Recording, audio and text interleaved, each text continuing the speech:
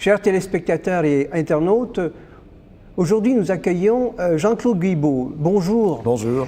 Vous êtes l'un des meilleurs observateurs de notre modernité métisse, auquel vous avez consacré un essai remarquable aux éditions du Seuil. On va en parler.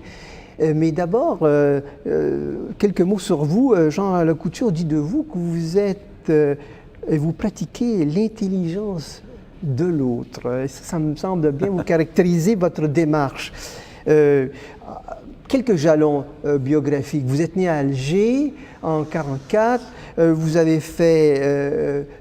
Vous avez suivi une formation en droit. Vous êtes devenu journaliste reporter, vous me disiez, par accident. On va y revenir. Mais vous avez remporté le prix prestigieux Albert Londres à 28 ans seulement. Vous avez travaillé au Monde, au Nouvel Obs, vous en êtes devenu l'éditorialiste tout récemment. Vous avez fondé une maison d'édition, vous avez dirigé Reporters sans frontières. C'est époustouflant cette œuvre. Ça s'est étalé sur le plusieurs temps. Oui, bien sûr. Mais d'abord, parlez-nous un peu de votre enfance. Écoutez, c'est très simple. Je suis un enfant bâtard, si j'ose dire moi-même, puisque mon père est charentais. Mon père était militaire et il a fait une bonne partie de sa carrière en Afrique du Nord et il a épousé ma mère qui était, elle, une pied noir, comme on dit. Donc, la famille maternelle, c'était, vous savez, des Alsaciens lorrains qui, après la défaite de Sedan, après la guerre de 70 contre l'Allemagne, ont refusé de devenir allemands. Pour la plus grande part, c'était des fonctionnaires et on les a envoyés pour peupler l'Algérie. On a envoyé 3 ou 4 000 Alsaciens lorrains en Algérie, ce qui fait que ma famille maternelle était installée en Algérie depuis 1870. Mais ça n'était pas des colons, c'était des fonctionnaires, en l'occurrence c'était des magistrats. Donc je suis né à Alger en 1944, en effet, mais comme je suis un enfant tardif de mon père m'a fait, si j'ose dire, quand il avait 54 ans, et il a pris sa retraite pas très longtemps après, ce qui fait que j'ai quitté l'Algérie, j'avais 2 ans. Et donc, comment vous avez... Et mon enfance, c'est la Charente. Alors... Mon enfance, c'est la Charente. J'ai fait mes études au lycée d'Angoulême, à l'école laïque et républicaine. Et puis après avoir passé mon bac, je suis parti sur mon scooter à Bordeaux pour... à l'époque, je voulais faire l'agrégation de droit, c'est-à-dire ce qui était très long. Il fallait faire une licence, ensuite il fallait faire 2 doctorats, puis ensuite préparer l'agrégation. C'était bac plus 9, c'était très long. Donc sur les 9 ans, j'en ai fait 6. Et le hasard a voulu qu'au grand désespoir de mon père, après mon doctorat, j'ai bifurqué vers le journalisme au lieu de devenir professeur de droit avec une toge, etc. Et à l'époque, mon père n'était pas content du tout parce que le journalisme ne lui paraissait pas un métier sérieux. Oui, mais comment c'est venu, par quel hasard justement? Mai 68. Mai 68, Mai 68. Mais mai 68 pour une raison toute simple, qui n'est pas directement mai 68, mais j'ai eu mon 2e doctorat en sciences criminelles au mois de mars. À l'époque, on passait son examen de doctorat au mois de mars, et c'était le mois de mars 68. Et à l'époque, je devais, à la rentrée suivante, à la rentrée 68, je devais quitter le journal où je gagnais ma vie pour payer mes études, le journal de Bordeaux, Sud-Ouest. Je devais quitter le journal pour devenir assistant à la fac et pour vivre tout simplement, pour avoir un petit salaire le même que celui que j'avais au journal. Et puis, évidemment, les Français ne s'en souviennent pas, mais après mai 68, pendant l'été 68, la droite est revenue au pouvoir et on a beaucoup redouté que ce qu'on appelait la contestation reparte à la rentrée. Et pour éviter que l'agitation ne reprenne, on a fait voter par M. Edgar Faure, ministre de l'Éducation nationale, une loi de réforme des universités qui a été bâclée et qui a installé un immense désordre à l'université pendant 3 ou 4 ans. Ce qui fait que, sur les conseils de mon professeur de droit, avec qui je préparais une thèse à l'époque, qui était Jacques Ellul, qui était un grand... Jacques Ellul, je suis un enfant de Jacques Ellul. Jacques Ellul m'a dit, écoutez Jean-Claude, je vous prends comme assistant, mais si j'étais vous, j'attendrais 1 ou 2 ans que les choses se calment, parce qu'il y a un tel désordre à l'université qu'on ne sait pas encore s'il y aura des agrégations, si ça existera toujours, etc. Donc au lieu de quitter le journal pour préparer mon agrégation, je suis resté au journal. Et pour me récompenser, comme ils ont dit, ils m'ont envoyé, dès la rentrée 68, au mois de novembre, couvrir la guerre du Biafra. Et donc j'ai été aspiré dès le mois de novembre 68 par le reportage. Donc je me suis retrouvé au Biafra où je suis resté presque 1 mois. Et puis ensuite, voilà, le journal a voulu continuer à m'envoyer au Vietnam, au Cambodge, etc. Et puis j'ai eu le prix Albert Londres, en effet. Oui, à 28 ans. Pour la couverture de la guerre du Vietnam. Et quand j'ai eu le prix Albert Londres, j'ai reçu un coup de téléphone du journal Le Monde qui me proposait d'entrer au Monde comme grand reporter.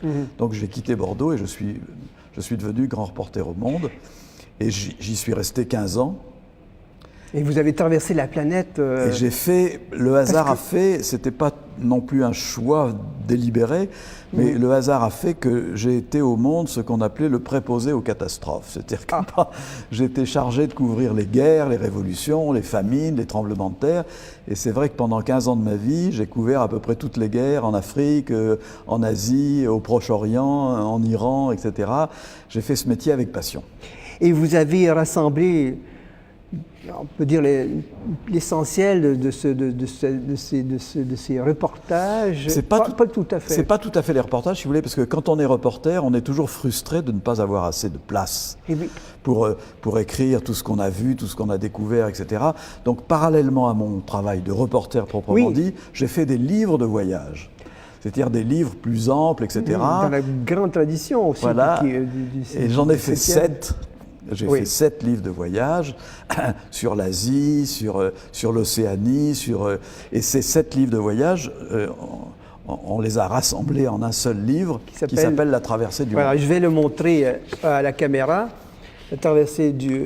Et la photo d'ailleurs qui l'illustre, c'est une photo de Raymond Depardon, parce que c'est une photo prise au Vietnam, parce que parmi ces livres de voyage, il y en a 2 que j'ai fait avec Raymond Depardon, le grand photographe qui est un ami. Et d'ailleurs, vous avez comment dire, fabriqué entre guillemets une expression qui a fait florès, les confettis de l'Empire. Oui, en effet. Début, qui démarre. Parce qu'au Monde, j'étais chargé, en plus du reste, j'étais chargé des départements et territoires d'outre-mer. Et ça fait. Et donc j'ai passé des années à aller en Guyane, en Nouvelle-Calédonie, en Polynésie, etc. Vous avez des éloges. François Mitterrand vous tire son chapeau. Pour les confettis de l'Empire, oui, en effet. Que retirez-vous de ces multiples voyages à travers le monde? Ils m'ont apporté 2 choses, si vous voulez. Ils m'ont apporté d'abord un certain sens de l'optimisme. Parce que paradoxalement, quand vous traversez des tragédies comme ça pendant 15 ans ou 20 ans, vous apercevez, et c'est une leçon qu'on prend, vous apercevez qu'au cœur des plus graves tragédies, des guerres civiles, des égorgements, des famines, etc., il y a toujours des gens qui ne se découragent pas. Il y a toujours des gens qui sont déterminés, qui s'engagent, qui combattent, qui ne baissent pas les bras. Donc moi je dirais que la première chose que je retire de ces longues années de voyage, c'est un certain goût pour l'optimisme déterminé. Ne pas se décourager, ne pas se résigner. J'ai pris des leçons lointaines. J'ai pris des leçons de la part des Éthiopiens, des habitants des bidonvilles de Calcutta, des Vietnamiens qui ont été pendant 30 ans dans la tragédie. Donc j'ai pris ces vraies leçons. Et puis la deuxième chose que je crois avoir retiré de cette longue période, c'est j'ai gardé les pieds sur terre. Je ne suis pas et je ne peux pas être un intellectuel de Saint-Germain-des-Prés. On le voit tout au long de la lecture de vos essais qui sont au sens propre des essais, comme le définissait Montaigne, des expériences de vie. Alors venons-en à ce second volet qui est l'interprétation du monde et qui aussi est un volet cycle assez vaste et qui, je dirais, se conclut, entre guillemets, vous me permettrez de prendre cette expression, par le commencement d'un monde, cet essai qui a pour but de, si vous voulez, d'explorer la modernité métisse. Oui. Alors vous commencez par démonter systématiquement l'assertion du professeur Samuel Huntington sur les chocs des civilisations. Tout à fait. Je vais être très précis, je vais vous dire, je me souviens du jour même précisément où j'ai eu l'idée de faire ce livre. Et ce jour même, c'était le 22 janvier 2002. Et je m'en souviens parce que ce jour-là, George W. Bush, c'était quelques mois après le 11 septembre, et c'est le jour où George W. Bush a fait son fameux discours sur l'état de l'Union, Ben que oui. chaque président américain fait une Tout fois à par an un fait, discours il a- sur l'état de l'Union. et puis, Et c'est ce fameux discours insensé Mhm. où il a parlé de l'axe du mal, de la nécessité pour l'Amérique de partir en croisade, etc. Quand j'ai entendu ce discours, quand je l'ai lu intégralement, parce que j'ai été rechercher sur Internet le texte intégral de ce discours, mon sang n'a fait qu'un tour. Je me suis dit, l'Amérique est en train de devenir folle. Et j'ai vu derrière les paroles de George W. Bush l'influence des néoconservateurs américains oui. et surtout, Qui étaient des anciens des gens de gauche. j'ai vu ressusciter cette vieille thèse qui datait de 93, qui datait donc de 9 ans auparavant, sur le choc des civilisations et qui me paraissait une thèse absurde. Et donc je me suis dit, il faut absolument que je creuse cette question. Et c'est vrai que donc, ce livre, Le commencement d'un monde, ça démarre par une déconstruction que j'ai voulu attentive, minutieuse, tout à fait, des thèses de Huntington, qui annonçait l'avenir comme un choc inévitable entre les civilisations qui se feraient la guerre au nom de l'identité parce qu'elles devenaient de plus en plus différentes et que ces guerres, disait Huntington, seraient beaucoup plus redoutables que les guerres idéologiques du passé parce qu'on ne peut pas négocier quand ce sont des cultures qui s'affrontent. Et moi qui avais passé ma vie à traverser ces pays, je me disais, c'est une vision du monde folle, complètement folle. Et d'ailleurs, la suite a montré que ça a entraîné l'Amérique dans une période de désastre. Alors, justement, l'actualité récente me conduit à vous poser la question de savoir que pensez-vous de l'élimination de Ben Laden, lui dont les thèses, justement, venaient confirmer celles du professeur Huntington. Je pense deux choses assez simples, que je pense qu'ils sont assez largement partagées. C'est que Ben Laden, en fait, politiquement, était déjà mort depuis assez longtemps.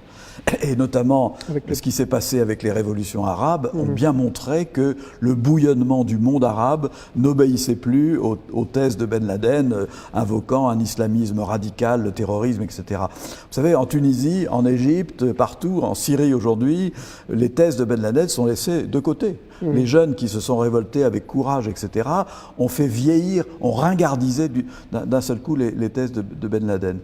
Et pour le reste, je vous avoue que, évidemment, je ne vais pas pleurer sur la mort de Ben Laden, loin de là, mais je suis un peu choqué. Je suis un peu choqué que les États s'arrogent progressivement une sorte de droit d'assassinat.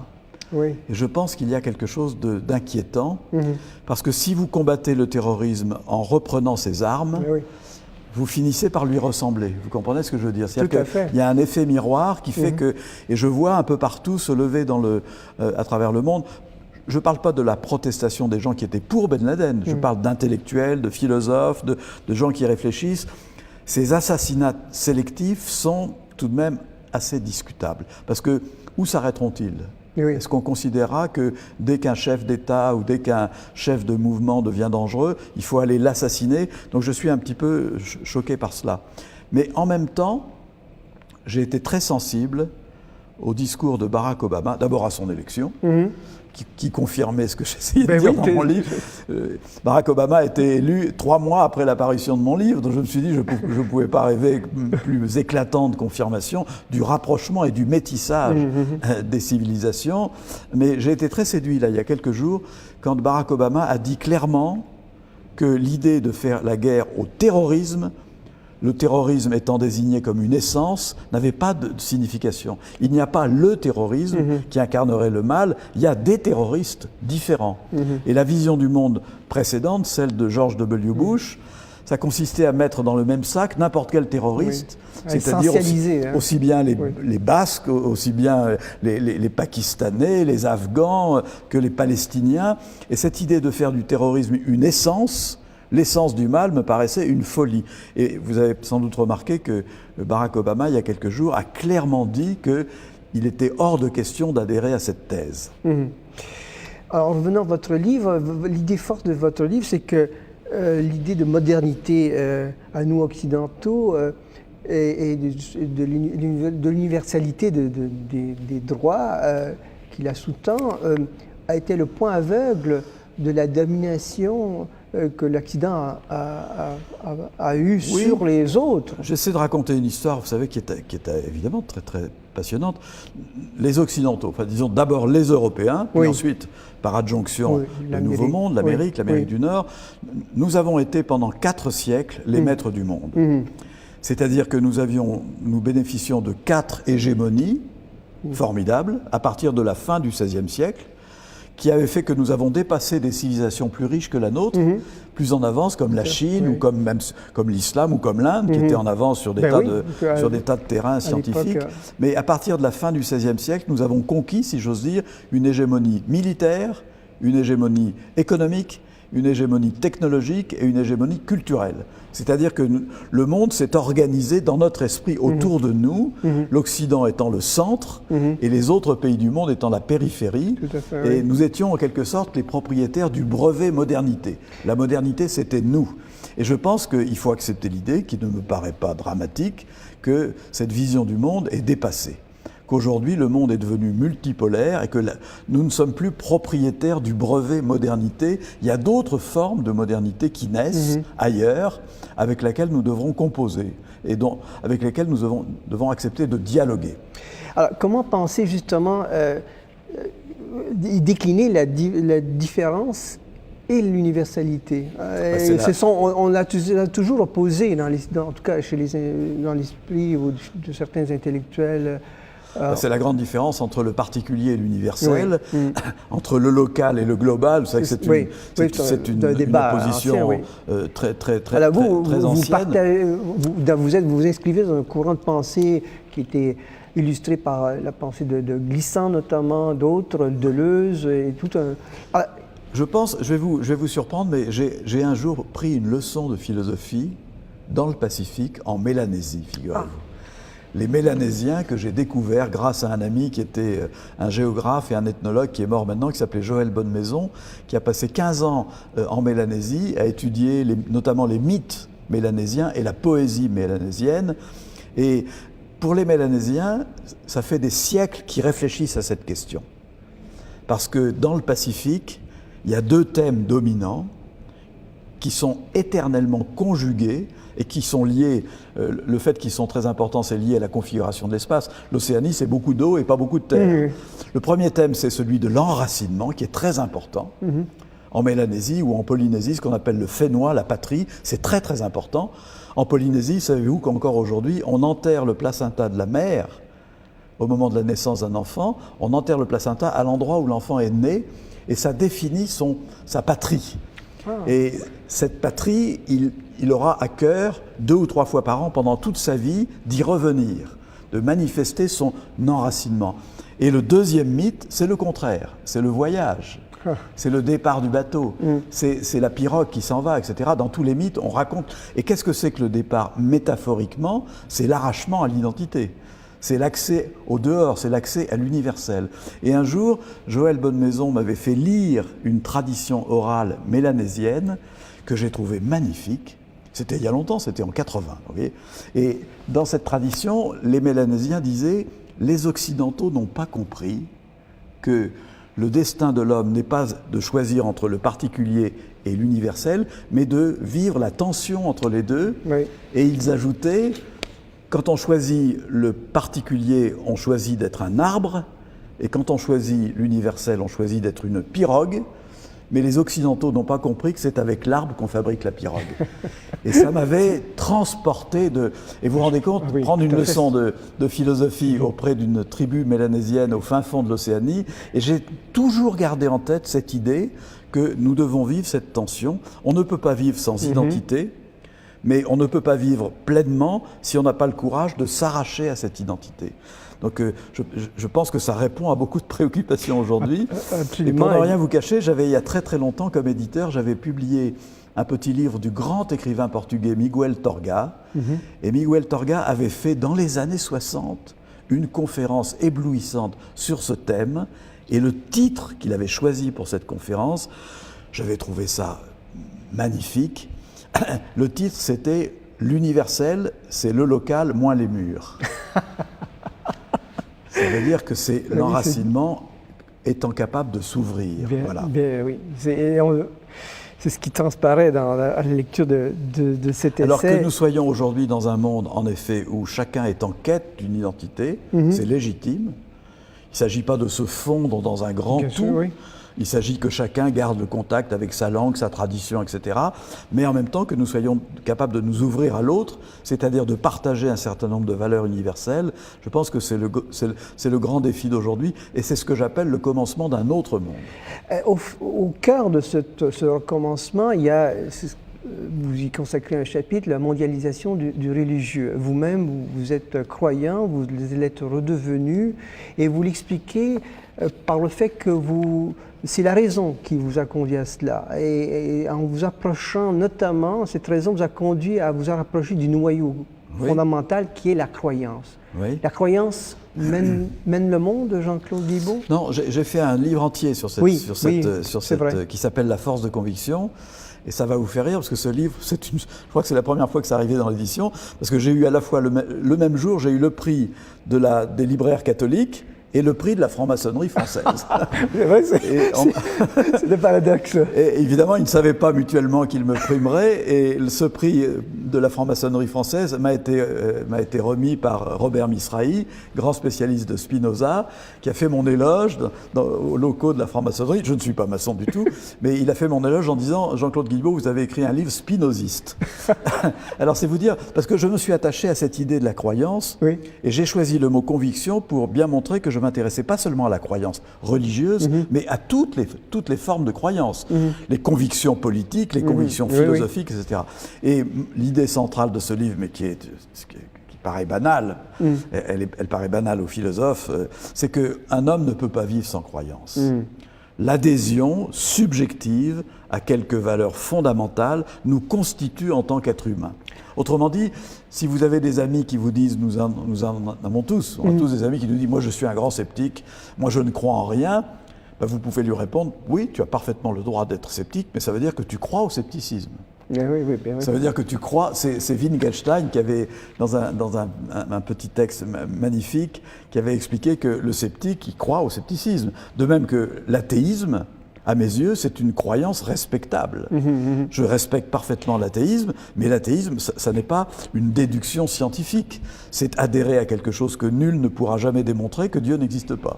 Mais alors, votre redécouverte de votre culture chrétienne, et qu'est-ce qui... Si vous voulez, ça s'est passé, j'ai fait un petit livre pour expliquer que ça s'était passé. Comment je suis redevenu chrétien. Ça s'est passé en plusieurs étapes. C'est vrai que moi, je ne suis pas revenu comme ça, mystiquement, à la croyance. Je suis né dans une famille moyennement catholique, pas très dévote en fait. J'ai fait mes études, non pas dans une école religieuse, mais au lycée laïque et républicain, si j'ose dire. Donc j'ai pas de compte à régler avec l'Église comme certains. Et à partir de l'âge de 20 ans, c'est vrai que je m'étais un peu éloigné de toutes ces choses-là qui m'intéressaient plus beaucoup, comme tout le monde. J'ai été sécularisé. Et c'est vrai que c'est en travaillant à ces 7 livres de la première série que je me suis rendu compte d'une chose toute simple, c'est que la plupart des valeurs auxquelles adhère la modernité aujourd'hui, elle découle, disons qu'elle découle de 3 sources, la pensée grecque, le judaïsme et le christianisme. Mais que l'apport du christianisme, il est fondamental. Si nous croyons par exemple à l'égalité entre les hommes, à l'égalité de principe, alors que la plupart des autres cultures du monde n'y croient pas, ont une vision plus hiérarchique des choses, on ne peut pas ne pas revenir à l'épître aux Galates de Paul, etc. Si nous croyons, comment vous dire, au progrès, à l'idée que le monde est améliorable, ça c'est la racine juive de notre croyance. L'origine c'est le messianisme juif, que les chrétiens ont reformulé en l'appelant espérance, et que les philosophes des Lumières ont rebaptisé progrès. Mais c'est la même idée, la source elle est là-bas. Donc progressivement je me suis rendu compte que sur le fronton de nos mairies, il y a écrit liberté, égalité, fraternité. Et que ces 3 idées, elles s'enracinent dans le biblique. Ça ne veut pas dire qu'il faut être clérical. Au siècle des Lumières, au moment de la Révolution, on s'est insurgé contre, en effet, la mainmise et la domination de l'Église catholique, mais il n'empêche que la source lointaine... Alors voilà, ça a été ma première découverte, comment vous dites. Alors, quelques mots aussi sur votre dernier essai, La vie vivante. Vous entamez donc un nouveau cycle, vous le dites en préface, qui est dédié à domination moderne. Disons que c'est vrai que j'ai engagé un nouveau cycle que je veux plus combatif. Oui. Pour ne rien vous cacher, je pense que depuis la crise bancaire et financière de septembre 2008, nous avons eu la preuve claire et nette que le système mondial devient fou. Et que cette fois, il ne s'agit plus seulement de le décrire, il s'agit de combattre cette folie. Oui. Alors, vous avez identifié... D'abord, que faire? Prendre conscience que, évidemment, qu'il faut s'engager, il faut être citoyen, mais que les lignes de front ont changé. C'est comme si vous étiez un soldat, on vous demande, allez, va sur le front pour te battre en tant que citoyen, ok, mais les lignes de front ne sont plus les mêmes. On ne se bat plus contre le communisme, il a disparu. On ne se bat plus contre la domination bourgeoise parce qu'elle n'a plus beaucoup de sens. Ce qu'il faut d'abord, et ce que j'essaie de faire, et ce que je veux essayer de faire dans cette série, j'espère que j'aurai la chance de pouvoir aller plus loin, etc., c'est aider les lecteurs à définir les dominations nouvelles. Je vous prends un exemple tout simple. C'est la domination insidieuse, dramatique, difficile à combattre, parce que certains philosophes appellent la pensée du nombre, ou la raison calculatrice. C'est-à-dire que le fait, nous entrons dans un monde où, au fond, tout ce qui prévaut, ce qui peut se mesurer. Nous donnons la priorité. Regardez, aujourd'hui, on voudrait mesurer, on demande à un hôpital d'être rentable en termes arithmétiques. On demande à une ligne de chemin de fer d'être rentable. On demande à l'école même d'être rentable. Ce qui prévaut, c'est ce que les philosophes de l'école de Francfort appelaient la raison calculatrice. Et la raison calculatrice, elle laisse de côté l'essentiel de la vie. Parce que je pense que l'essentiel de la vie, ce que j'appelle la vie vivante, j'ai emprunté, vous voyez, cette expression à Maurice Merleau-Ponty, l'essentiel de la vie, c'est précisément ce qui ne peut pas se compter. C'est-à-dire la probité, c'est-à-dire la solidarité, l'amour, la poésie, la sagesse, l'art, la beauté, toutes ces choses. La culture en elle-même. Et aujourd'hui, prévaut cette espèce de folie calculatrice. Voilà une première indication de ce qu'il s'agit de combattre. Et puis, il y a aussi d'autres dominations qui avancent encore plus masquées, c'est les dominations scientistes. C'est les nouvelles technologies. C'est vrai que je me suis plongé dans les écrits de ceux qu'on appelle les technoprophètes, c'est-à-dire ces spécialistes des nouvelles technologies. En fait, il y a 4 technologies nouvelles. Il y a les nanotechnologies, les biotechnologies, les technologies de l'information et les technologies du cognitivisme, enfin de la connaissance, le fonctionnement du cerveau. Et cette convergence des 4 technologies a fait naître des discours idéologiques proprement de fous. Donc je me suis beaucoup intéressé à cela, en examinant de près des mouvements aussi compliqués et peu connus chez nous que sont les gender studies ou la post-humanité ou la transhumanité, etc. Et j'ai trouvé dans les écrits de ces technoprophètes des choses terrifiantes. Alors, évidemment, donc... l'action doit suivre, et c'est peut-être l'objet de votre prochain essai. Non, parce que dans ce livre-là, il y a un chapitre, un long chapitre, c'est le plus long du livre, qui s'appelle « La résistance de l'intérieur ». Oui. Je montre qu'en fait, face à ces nouvelles dominations, les partis politiques traditionnels sont dépassés. Parce qu'ils sont encore dans l'ancien monde. Ils sont un petit peu l'équivalent de la peau d'un serpent qui mue. Vous savez, c'est la vieille peau qui se détache. Et regardez comme la médiocrité de nos débats politiques chez nous. Mais j'ajoute aussitôt que ce qui se passe, c'est que les sociétés civiles, en dehors des partis traditionnels, en dehors des institutions, elles sont incroyablement inventives et qu'elles se mobilisent, qu'elles s'inventent. Regardez, prenez un exemple tout simple, on en parlait tout à l'heure. Regardez ce qui s'est passé dans le monde arabe. Oui, ce sont les sociétés civiles qui tout d'un coup ont cassé les visions schématiques que nous avions des choses, où nous pensions que le monde arabe, c'était d'un côté les islamistes et de l'autre côté la dictature. Et qu'il valait mieux soutenir les dictatures pour se protéger de l'islamisme. Et tout d'un coup, on a vu surgir une force venue de la société civile. Et regardez ce qui s'est passé en Iran il y a 2 ans. J'ai consacré des pages à l'Iran dans votre essai. Et tout d'un coup, on a vu, et je pense qu'aujourd'hui, l'avenir des formes nouvelles de démocratie, d'engagement, de combativité s'invente parmi ce réseau compliqué, altermondialiste, la société civile, Internet, les sites, etc., les sites participatifs. Il y a un bouillonnement qui me paraît très prometteur pour l'avenir. Bon. C'est une belle conclusion à notre échange. J'ai cité une phrase en exergue, vous l'avez peut-être remarqué, j'ai cité une phrase du poète Hölderlin que je trouve superbe et que je fais volontiers mienne. Et la phrase, le poème d'Hölderlin dit « Les peuples somnolés, la chance voulut qu'ils ne s'endormissent point ». Ça veut dire, si on croit que les peuples sont résignés, on se trompe. Les peuples, peut-être qu'ils désertent la politique traditionnelle, mais ils ne dorment pas. Bien, merci Jean-Claude Guibault de cette réflexion. Je salue les téléspectateurs et je leur dis un prochain rendez-vous.